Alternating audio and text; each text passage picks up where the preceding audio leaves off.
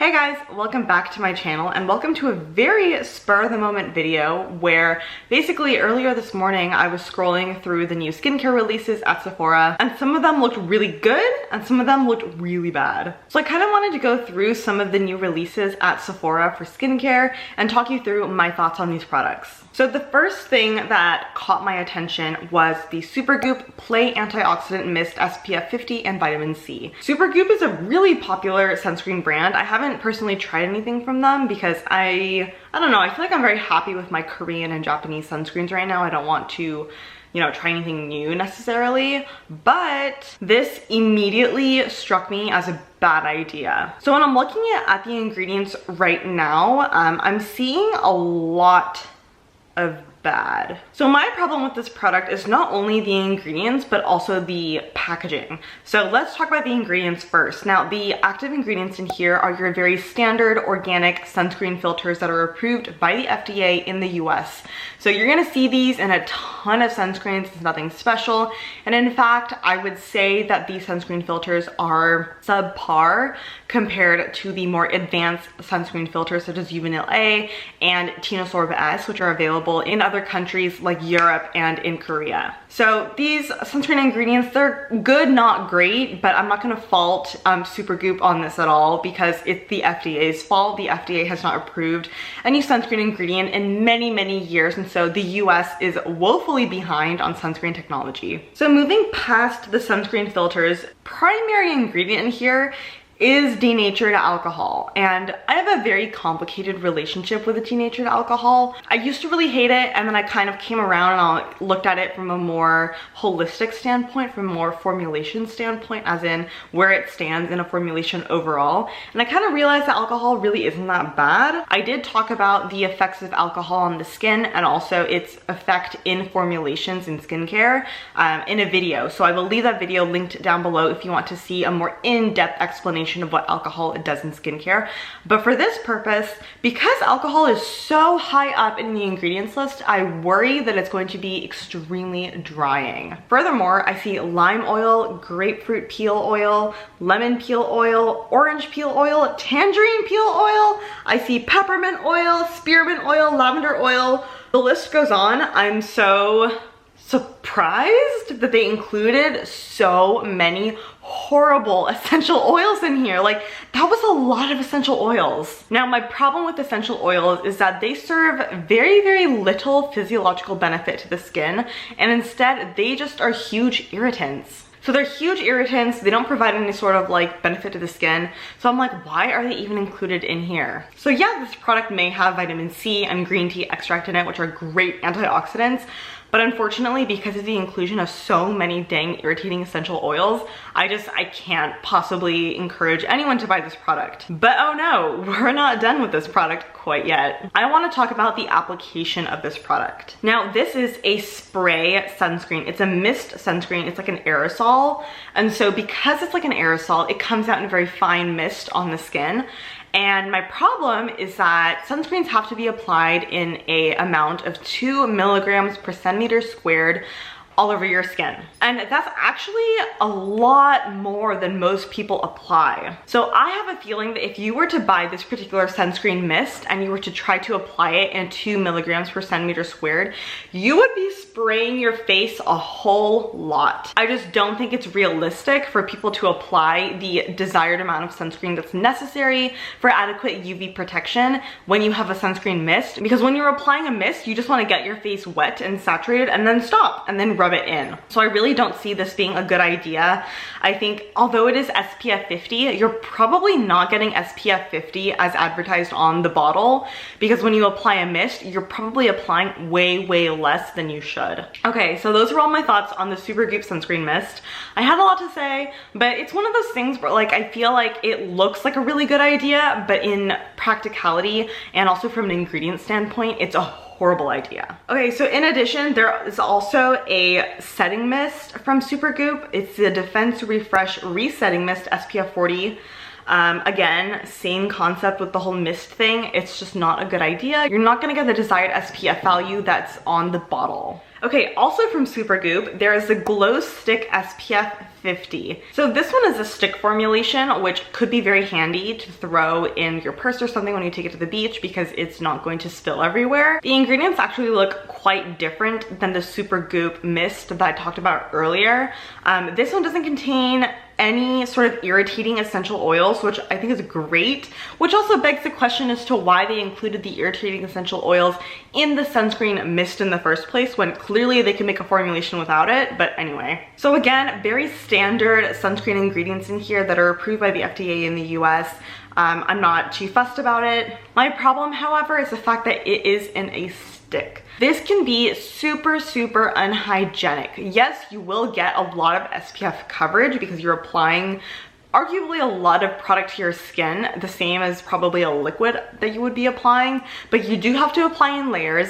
And also because it's touching your face directly, it can cause a buildup of bacteria and fungus and whatever else is floating around on your skin and in the air, and it just doesn't seem like a very good idea to me. The best sort of packaging that you can get for any sort of skincare product is not a jar, it is not a stick, it is not... yeah, those are the two worst, I think, jar and stick. I think the best packaging for making sure that the stability of the ingredients is preserved and also to make sure that the product doesn't get contaminated by anything in the outside world, I think would definitely be a bottle with an airless pump or a squeeze tube packaging. And unfortunately, this product is a stick, so I'm gonna have to say that is a no-go for me. So also what I see at Sephora is Huda Beauty's Yo Glow Enzyme Face Scrub. I did a whole video all about this product, my first impression of it, and I will link that video down below for you to go watch. It was a very controversial video because people were like, this isn't a review, you don't know what you're talking about. And I was like, this is not a review, it's my first impressions on what the product is.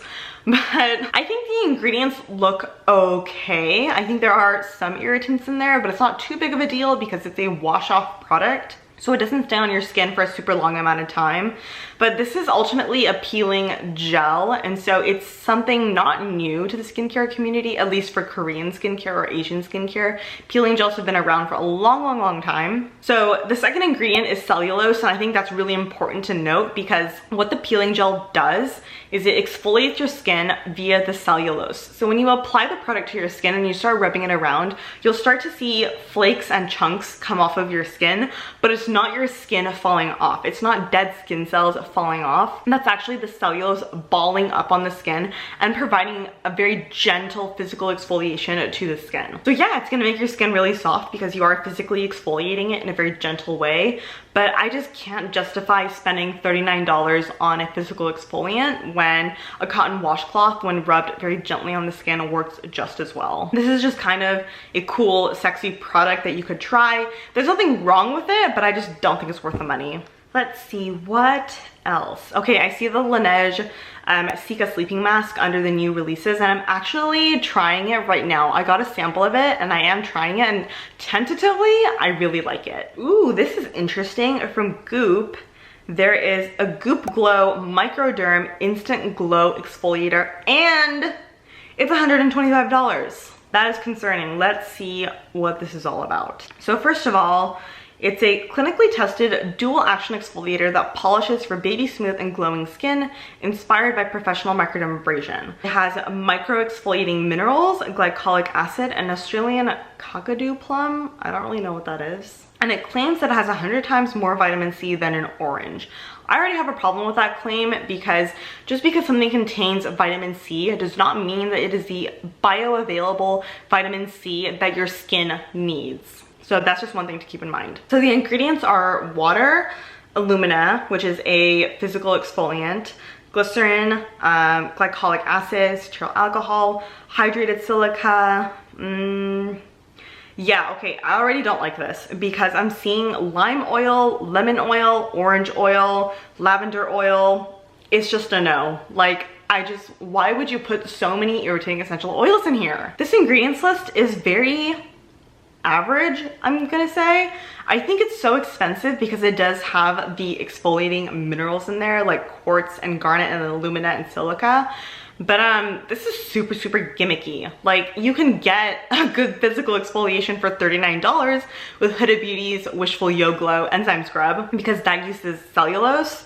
I'm worried that the exfoliants in here are going to be very, very scrubby and very, very harsh on the skin, but I would have to actually feel it for myself to see how abrasive the particles are. My fear is that it's something very similar to a walnut shell powder where it has very jagged edges and causes micro tears in the skin. I don't know though if these if these particles are polished or not, making sure that they have rounded edges, not jagged edges, you know what I'm talking about? So yeah, I want to see how to use it though. I wonder what the percentage of glycolic acid is, because in the instructions, it says to massage onto clean and damp skin, rinse off with warm water, or leave on for 2 to 3 minutes. Now, unless this is a very high percentage of glycolic acid, you're not gonna see a whole lot of benefits from the glycolic acid because you wash it off after 2 to 3 minutes. I think the best way to practice, you know, like acid exfoliation on the skin is to do a low percentage, such as 5 to 10% of glycolic acid or whatever AHA you choose, and use it multiple times a week. So maybe 1 to 2 to 3 times a week, I would say, is like the max you should do is 3 times a week. That I think is the best way because it's continued use and it's overnight, so your skin has time to actually exfoliate. So this is really interesting to me. I think I would have to actually try it to see how abrasive the product is.